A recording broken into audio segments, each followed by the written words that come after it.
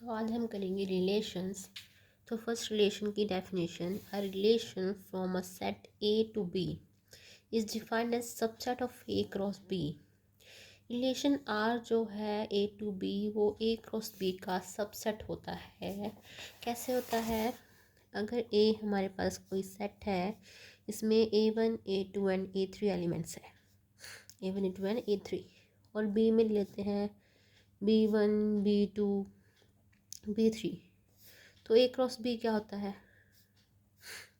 A1 इन B1, A1 के साथ B2, A1 के साथ B3, A2 B1 up to सोन।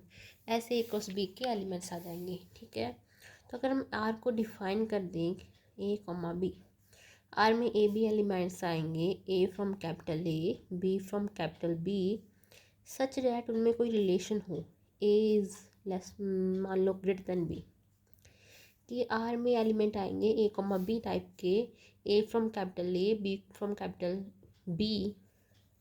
ठीक है, ए कैपिटल ए में से, बी कैपिटल बी में से, अगर उन दोनों में कोई रिलेशन हो, ये हमने एक रिलेशन डिफाइन कर दिया ग्रेटर देन का, कि ये बी से बड़ा हो, तो वो एलिमेंट आर में आएंगे। ठीक है, तो आर में इस टाइप के एलिमेंट आ गए, A, B टाइप के, A1, B1। ठीक है, तो ये क्या हो जाएगा? सबसेट आ जाएगा ए क्रॉस बी का।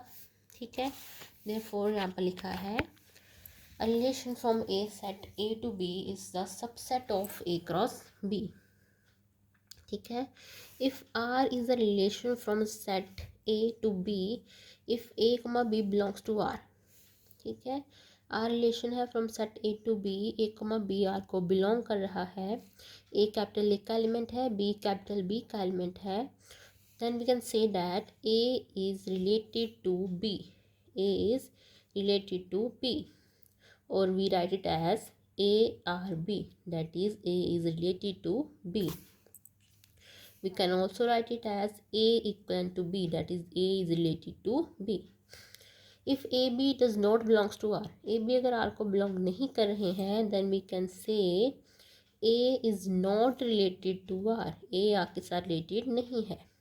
We write it as AR/B, A is not related to B, A B के साथ रिलेटेड नहीं है। और अगर दोनों सेट हमारे ए एंड बी, हमने रिलेशन डिफाइन किया था from set A to B, अगर दोनों सेट इक्वल हो जाएं, then R is called relation in A. Next definition is domain and range of relation. If R is a relation from a set A to the set B, R relation है from set A to set B, then the set A such that A B belongs to R. Capital A के elements का set जो B के साथ related है, capital A के elements का set जो बी के साथ रिलेटेड है, इस सेट को बोलेंगे डोमेन ऑफ आर। ठीक है, ऐसे ही कैपिटल बी के एलिमेंट्स का set small B such that A B belongs to R, capital B के एलिमेंट्स का सेट जो ए के साथ रिलेटेड है, उसे बोलेंगे रेंज ऑफ आर। इसके एग्जाम्पल करेंगे तो समझ आ जाएगा। Let R be the relation from A, relation हमें गिवन है आर। ठीक है, from A to B, A set की वैल्यू है 1 2 3 4, बी की वैल्यू है 1 3 5, which is defined by open sentence X is less than Y. R एक relation है from A to B, A set की वैल्यू गिवन है, बी की given है, एंड रिलेशन को डिफाइन कैसे किया है? R is X less than Y, X Y से अगर छोटा होगा तो वो वाले एलिमेंट्स आर में आएंगे। तो हमें फाइंड करना है relation, its domain and range. First of all हम ए क्रॉस बी फाइंड आउट कर लेंगे। ठीक है, ए क्रॉस बी कैसे आएगा? सभी पॉसिबल पेयर्स जैसे होंगे, जैसे फर्स्ट ए का एलिमेंट 1 लिया, 1 का पॉसिबल पेयर कैसे आएगा? 1 का 1 के साथ 1 एंड 3, 1 एंड 5।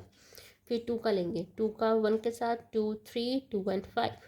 फिर 3 का 3 1, 3 3, 3 5। एल्सिस 4 का 4 1, 4 3, 4 5। सभी पॉसिबल पेयर्स आ जाएंगे ए क्रॉस बी में। देन आर को डिफाइन किया है X comma Y, X belongs to capital A, Y belongs to capital B such that X is less than Y. X and Y capital A and B के element such denomination relation क्या हो, X is less than Y का relation हो। अब यहाँ पर A cross B ये elements है, ये वाला फर्स्ट एलिमेंट एक्स का, सेकंड वाई का, ये सारे टपल्स ऐसे ही हैं, ठीक है। अब हमने यहाँ पर रिलेशन में वो एलिमेंट्स लिखने हैं जिनमें एक्स वाई से छोटा हो। सो फर्स्ट में 1 1 ये रिलेशन सेटिस्फाई नहीं कर रहा, 1 एंड 3, 1 इज़ लेस देन 3 तो ये एलिमेंट आ जाएगा रिलेशन में। सेम 1 इज़ लेस देन 5 तो ये भी आ जाएगा रिलेशन में। 2 1 नहीं आएगा एंड 2 3, 2 इज़ लेस देन 3 तो ये भी आ जाएगा रिलेशन में। ऐसे हमारे पास ये 6 एलिमेंट्स आ जाएंगे रिलेशन में। देन हमने करनी है डोमेन ऑफ आर। डोमेन क्या था, एक्स, कैपिटल ए के वो एलिमेंट जो वाई के साथ रिलेटेड है वो आएंगे इसमें। अब कैपिटल ए के एलिमेंट्स कौन से थे, 1 2 3 4, ठीक है।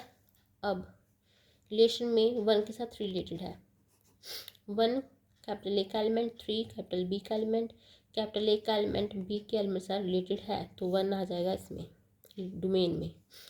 1 के बाद 2, 2 भी आ रहा है रिलेशन में, 2 भी आ गया। Then 3 and 4। ऐसी रेंज में कैपिटल बी के वो एलिमेंट जो ए के साथ रिलेटेड है, कैपिटल ए के एलिमेंट्स के साथ रिलेटेड है। तो यहाँ पे 3 आ रहा है एंड 5 आ रहा है। 3 एलिमेंट जो है वो कैपिटल ए के एलिमेंट के साथ रिलेटेड है, 5 भी कैपिटल ए के एलिमेंट के साथ रिलेटेड है, 3 5 5 5। तो ये आ गई domain of R and range of R. Next one is equivalence relation. कोई भी रिलेशन है सेट कैपिटल ए पर तो वो कब होता है इक्वलेंस रिलेशन। इसकी 3 प्रॉपर्टीज़ होती हैं। First one is reflexive relation, second one is symmetric relation, third one is transitive. Reflexive relation means कब होता है, for all A belongs to R, A comma A belongs to R, अगर A के साथ related हो then relation is reflexive.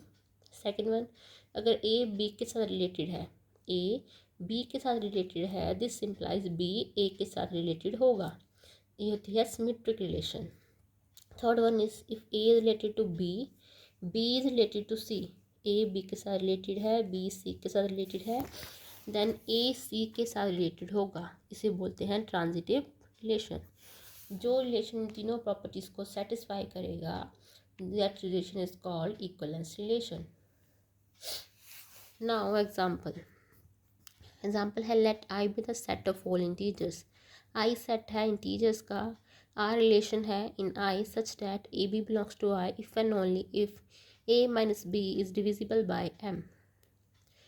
I integers का set है, R relation है। आर को डिफाइन कैसे किया है कि ए बी रिलेटेड कब होंगे, A is related to B if and only if A minus B is divisible by M.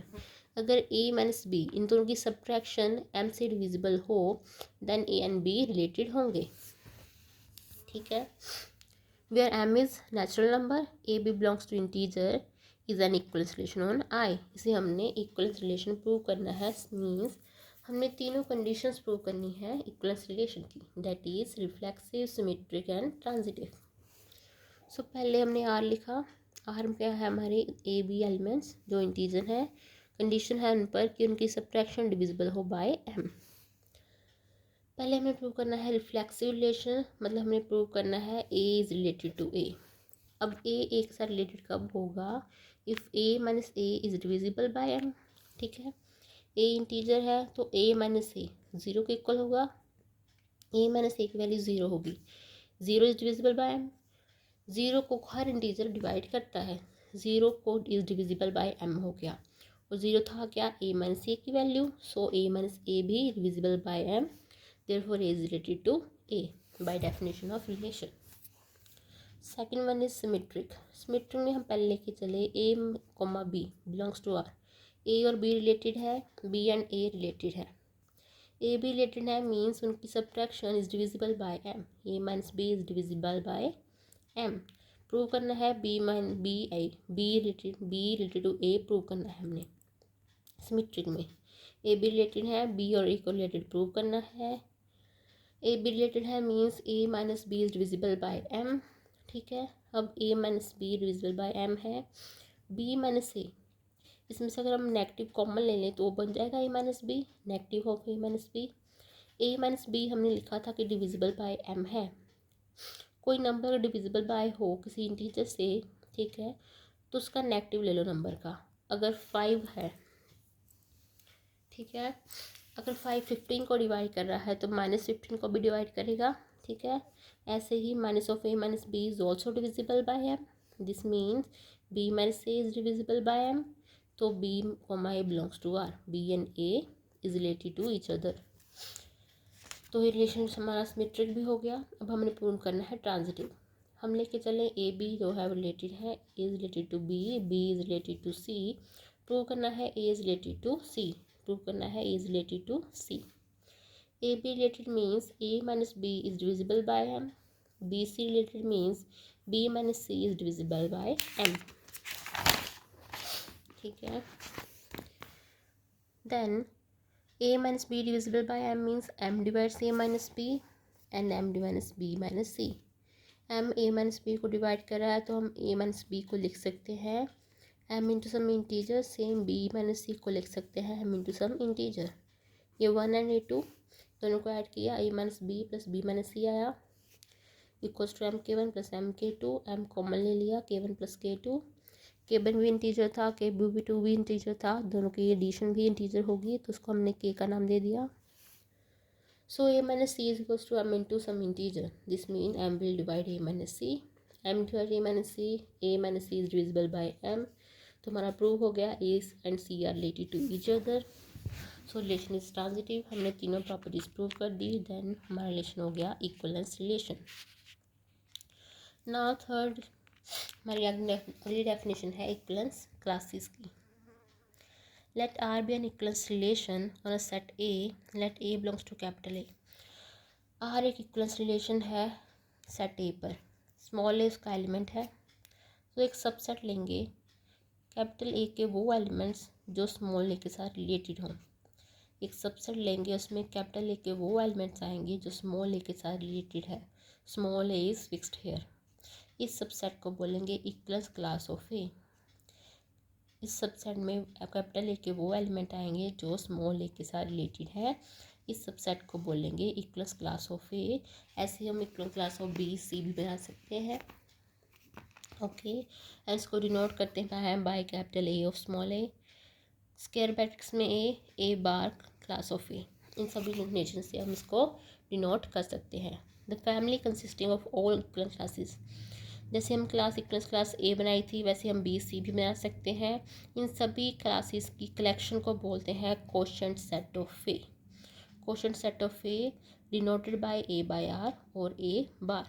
इसे डिनोट करते हैं ए बाय आर से, which is collection of equivalent classes of A.